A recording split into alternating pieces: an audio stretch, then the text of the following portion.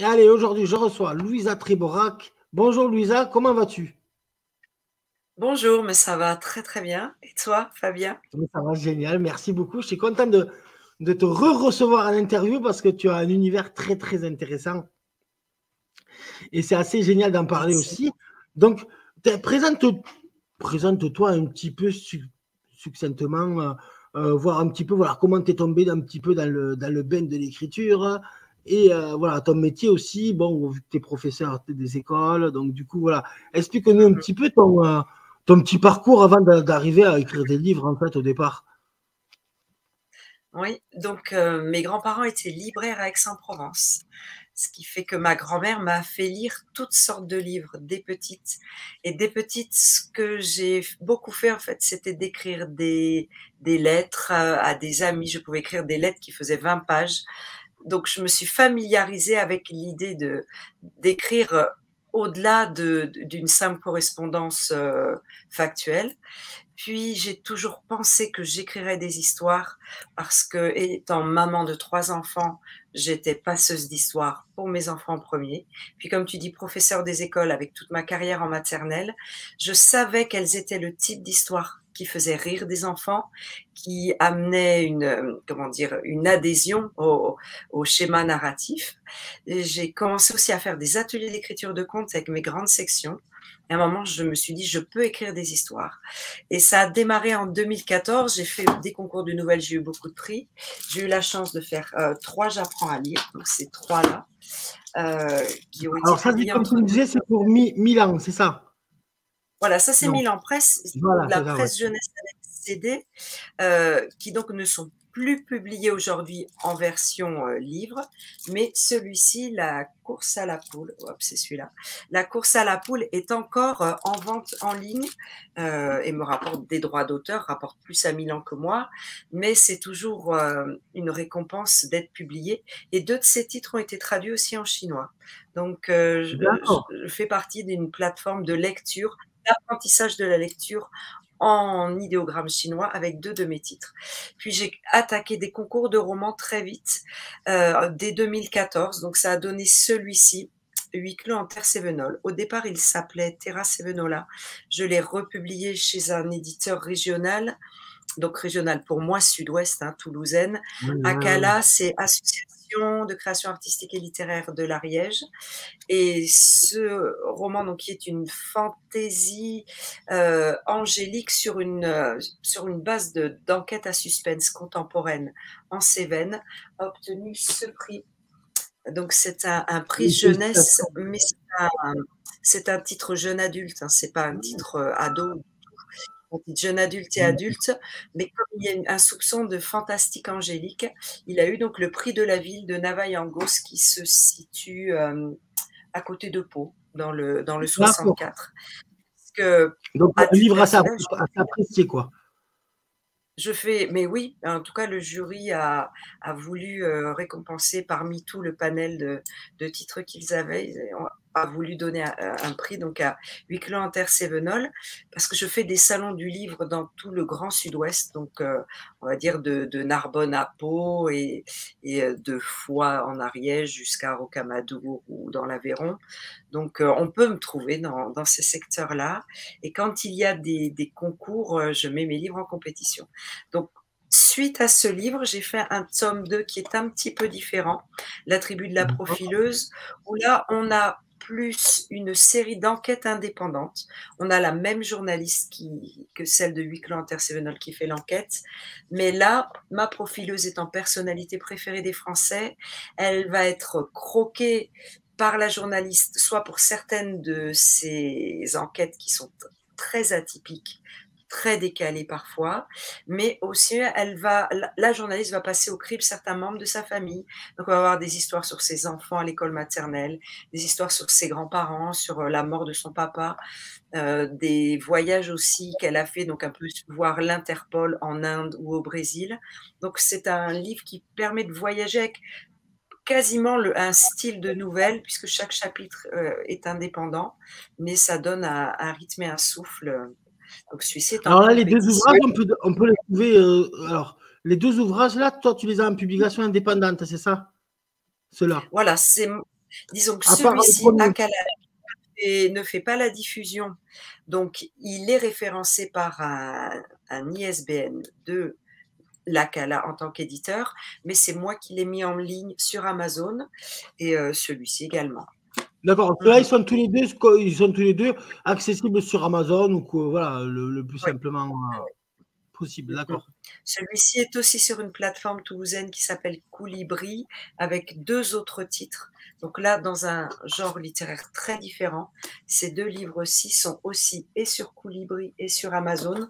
Celui-ci n'est pas sur Colibri parce que le format, c'est un format 8 pouces, 5 pouces. Colibri ne le fait pas. Mais ces 2-là, ce sont des romances historiques qui sont des revisites de classiques de la littérature britannique du Oui. 19e siècle.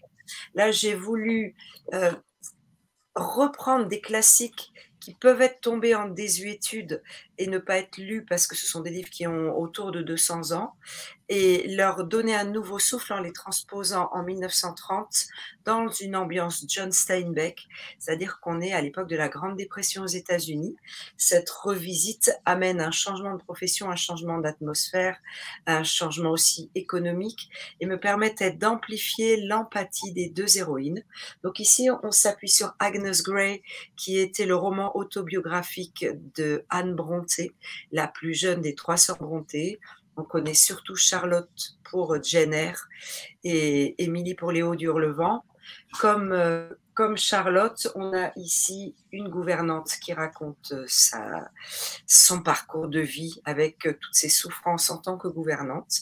Celui-ci, Miss Anne Elliot à Hollywood, est plutôt un roman qui va faire voyager au sein des États-Unis une famille qui, elle, est désargentée, une famille de notables dans le monde de la loi, un papa qui est juge, et une belle romance avec un avocat qui est plutôt mal parti au départ et qui demande une succession vraiment de... Enfin, tu connais l'histoire puisque tu as travaillé dessus, qui demande une succession de rebondissements assez épiques. Et j'avais vraiment à cœur de donner accès à la plume de Jane Austen. Et c'est ça que je veux dire aussi sur le dernier Miss Anne Elliot à Hollywood. Donc, j'ai beaucoup bossé dessus, d'accord. J'y suis encore dessus pour vraiment le travailler encore. Mais c'est là, je vais venir aussi, c'est vraiment le parcours d'une femme aussi. Il y a cette, je sais pas comment, tu sais, on a un personnage atypique qu'on connaît plus ou moins. Ceux qui s'intéressent un petit peu à l'histoire, ils la connaissent forcément. Tu vois, le personnage, ils connaissent un petit peu tout ça.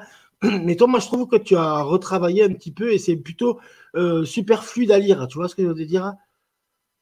Par rapport à ce que c'était au début, moi, j'ai fait le rapprochement sur certains passages, justement, où il y a une différence d'écriture, où tu as été beaucoup plus. Moi, je trouve que c'est beaucoup plus compréhensible, toi, dans tes propos, dans tout ce que comment tu l'as retravaillé, qu'à l'époque, parce que je trouve qu'on n'a plus l'habitude de lire des vieux livres, tu sais, comme tu. Et je trouve ça, c'est une super idée d'avoir fait ça, en fait. C'est comme quand tu lis du vieux. Je parle toujours Victor Hugo, tout le monde connaît, mais c'est super dur à lire aujourd'hui, quoi. On n'a absolument pas l'habitude.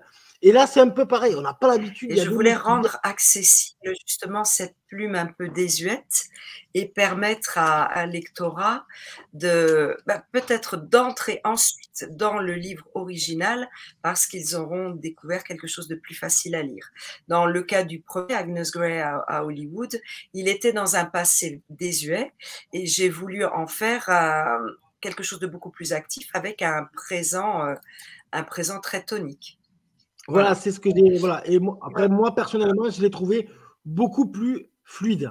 Tu sais, on le lit. Voilà. Tandis que les autres, c'est vrai que des fois, j'ai essayé de lire un paragraphe ou même 2-3 pages de l'ancienne version. Je me suis arrêté souvent pour essayer de comprendre les phrases. Il y a certains passages où, bon, on n'a plus l'habitude. Mais ça, après, c'est aussi dû à l'époque, j'imagine. Parce que toi, tu n'as pas eu des difficultés quand tu as retravaillé le texte dans la compréhension peut-être de certaines idées ou certains passages précis avec des mots qui, tu sais, qui peut-être. Étant bilingue anglais, j'ai commencé à avoir ces livres sous forme d'audio en anglais. C'est-à-dire que souvent, avant de les avoir lus en papier, j'ai voulu prendre une version anglophone et l'écouter en entier. Ainsi, je connaissais le texte à fond dans son original. Ce sont aussi des textes qui ont été adaptés par la BBC. Donc, c'est aussi des adaptations en film que je connaissais pour l'avoir vu avec des acteurs et des actrices. Alors, Ce ça qui serait fait qu'on intéressant a que... aussi un Ouais. attachement et on a l'impression de connaître l'intimité du personnage, de connaître le paysage parce qu'on l'a aussi vécu en immersion par la forme filmée. Donc, étant imprégnée, vraiment, je n'avais pas de souci. Mon souci plus, c'était de me remettre dans l'époque Steinbeck parce que j'ai lu 5, je pense, 5 romans de Steinbeck quand j'avais 17 ans et j'en ai pas relu depuis. J'ai juste repris les 2 classiques au cinéma avec James Fonda, donc qui étaient Des souris et des hommes et Les raisins de la colère, qui m'avait donné pareil cette ambiance cinématographique pour avoir un visuel des paysages. Mais après, bon, c'est plus un travail, j'ai envie de dire, avec un certain feeling, si j'ose employer ce mot anglophone. Euh, Vraiment Bien sûr. ressentir l'émotion du personnage, la retranscrire. Dans les 2 cas, ce sont leurs autobiographies rêvées. Ce sont les 2 livres où elles ont mis le plus d'elles-mêmes et cela se sent et j'étais vraiment en adéquation, émotionnelle avec leur vécu parce que je savais que ce n'était pas que de la fiction, que ça correspondait vraiment à quelque chose de très personnel qu'elles avaient envie de laisser comme un testament ou un témoignage, j'ai envie de dire, au patrimoine de l'humanité. Donc, Oui, c'est un j'avais témoignage de leur époque envie. aussi. Alors, quand elles l'ont écrit, pour Jane Austen, c'est vers 1815 et pour Anne Brontë, c'est 1845. Mais quand elles l'ont écrit, effectivement, elles font une peinture de la société. Le livre d'Anne Brontë, Agnes Grey, donc que moi j'ai transposé Agnes Grey à Hollywood, était vraiment comme un pavé dans la mare de la société victorienne. On découvrait que les gouvernantes étaient maltraitées dans les familles, même les familles les plus nobles ou les plus religieuses, entre guillemets, qui n'avaient pourtant pas d'égard pour ces personnes qui les exploitaient, parce que leur seul souci, c'était comment dire, de mettre leurs petits rois, leurs petits chéris, leurs petits enfants sur un piédestal et en faire, j'ai presque envie de dire, les enfants rois ou les enfants tyrans qu'on peut rencontrer chez certains de nos élèves. Je trouvais qu'il y avait une modernité. Comment? Mais au 19e siècle, il y avait déjà ça, des des enseignants qui n'avaient aucune autorité tolérée de la part des parents parce que, ben, l'enfant était tellement intelligent et tellement merveilleux que l'enseignant ne pouvait que se tromper sur, son diagnostic ou son analyse du besoin d'une pose de cadre et de limite pour Ouais. structurer cet enfant et donc Finalement, voilà, la c'est société est un avec la grand maîtresse. cycle. Mmh mh. Voilà. Alors, si je peux parler de mon roman pour adolescents, Bien sûr.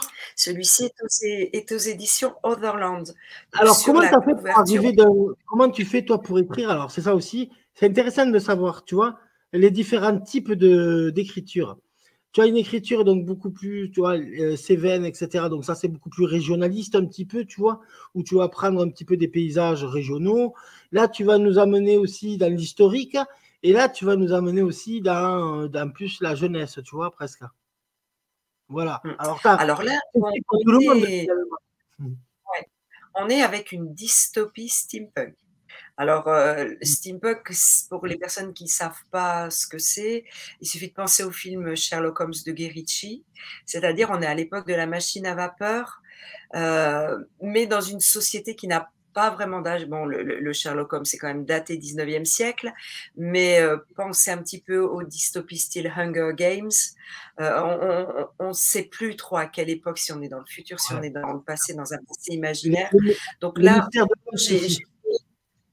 là, enfin, le pari, on trouve une couverture un peu à la Jules Verne, là, avec la pieuvre C'est et le ça. Nautilus. C'est voulu puisque c'est un roman.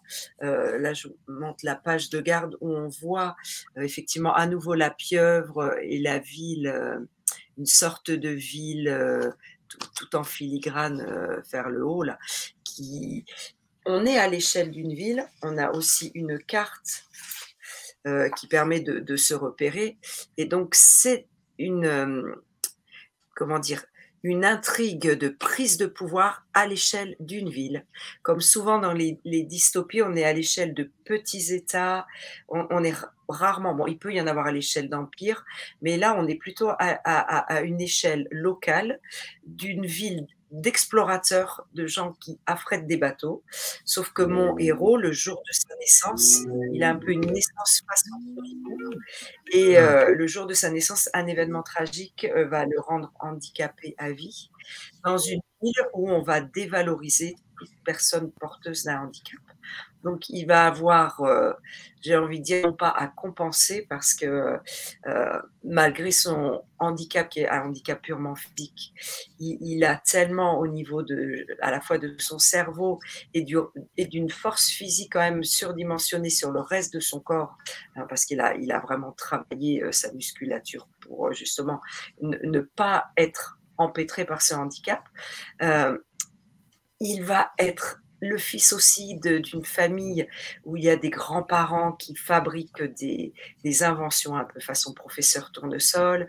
Il va y avoir des explorateurs qui affrètent des bateaux, des expéditions, mais à chaque fois qu'un problème survient au niveau de la ville et qu'une résolution a lieu, au lieu de lui attribuer la paternité de la résolution, l'orgueil des dirigeants fait qu'on veut toujours, avec complicité de journalistes, complicité de policiers véreux, on veut toujours attribuer la paternité de toute résolution au fils du banquier.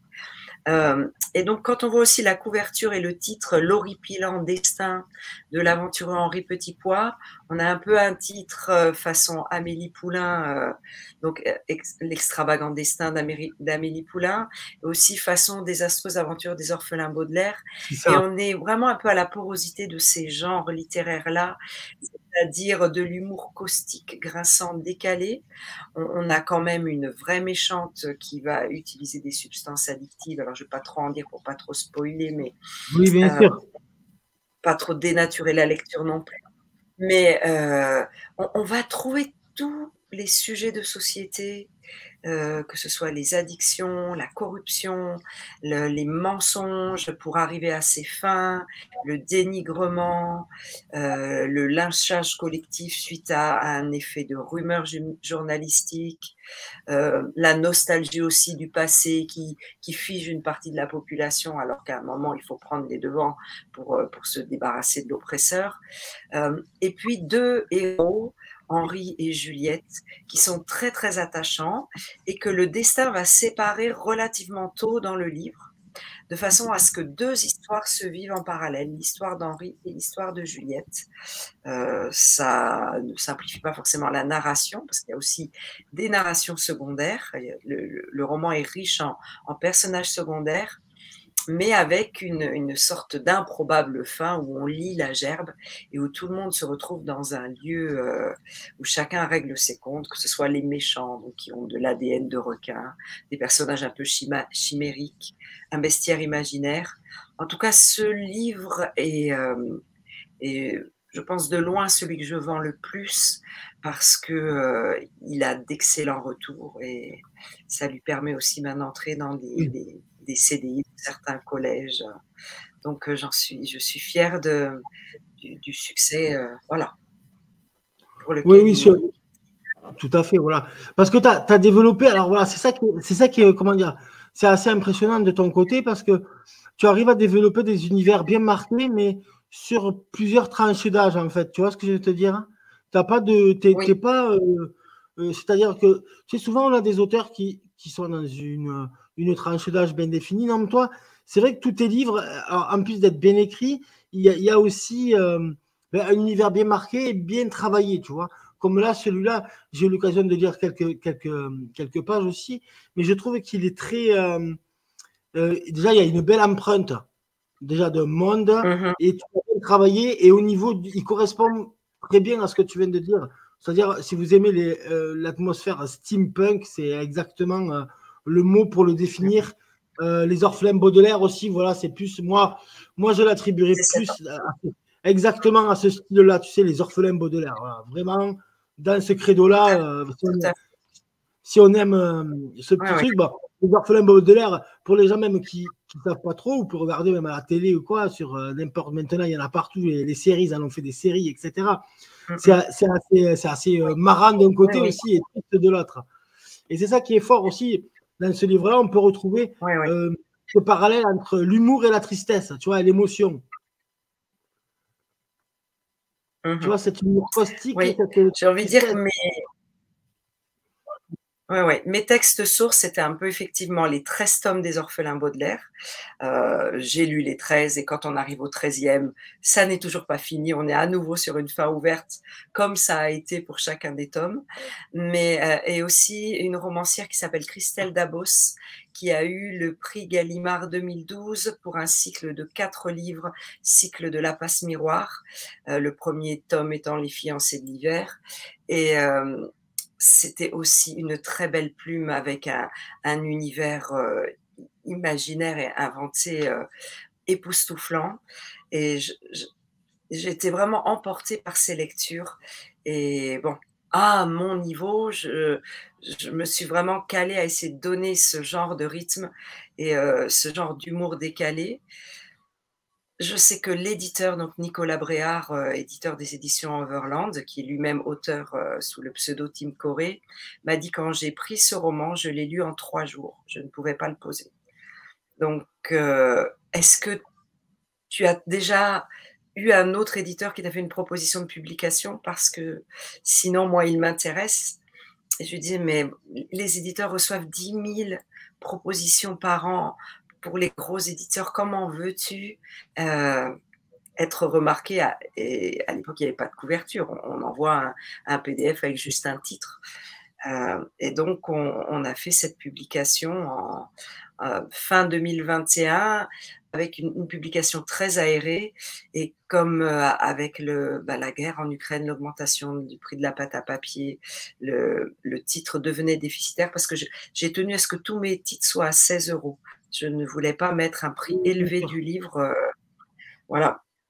Ce qui fait que pour le maintenir à 16 €, on a fait une mise en page, voilà, j'ai envie de dire plus classique au lieu d'avoir un interligne. L'interligne plus gros était pour les enfants plus jeunes. Moi, je l'avais pensé pour les 13-25 ans. L'éditeur m'a dit, des enfants qui ont lu Harry Potter peuvent le prendre dès 10-11 ans. Mais il faut être un excellent lecteur. 10-11 ans, la barre est haute. Mais effectivement, j'ai eu des élèves qui commençaient les premiers Harry Potter à 8 ans et qui les avaient finis à 10 ans. Donc là, ils peuvent entrer. À cet âge-là, il y a de très bons lecteurs. Ouais. Pour répondre à ta question sur le fait d'écrire dans divers genres littéraires plutôt qu'être spécifiquement dans un seul, sachant qu'il y a aussi les contes pour enfants. J'ai aussi des contes publiés dans des contes, des recueils de contes où j'ai un seul conte parmi d'autres. Les histoires chez Milan. Étant enseignante, donc passeuse d'histoire à des maternelles essentiellement, même si certaines années j'étais en élémentaire et je leur faisais une lecture de contes à 14 h pour démarrer la classe tranquillement. Donc j'ai été passeuse d'histoire pour les plus jeunes, maman de 3 enfants qui aujourd'hui ont entre 24 et 29 ans.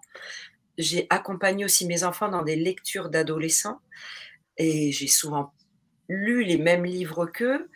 Ça m'a maintenue au fait de ce qui se publiait en lectorat ado, surtout pour la plus jeune de mes filles qui a fait une filière littéraire. Nous lisions les Christelle Dabos ensemble parce que c'était une passion mère-fille. Elle avait 16 ans et moi la cinquantaine, mais voilà, on les lisait ensemble. On les lisait ensemble et donc mes enfants apprécient ce que j'écris aussi. D'accord. Ben, en tout cas, moi j'adore ton univers. Je te dis juste bravo et bon courage, vraiment, et plein de succès encore une fois. Et je te remercie encore d'avoir accepté cette interview. Et puis, je te dis à très, très vite. Eh bien oui, je l'espère. À bientôt, Fabien. Merci. À bientôt. Au revoir. Au revoir.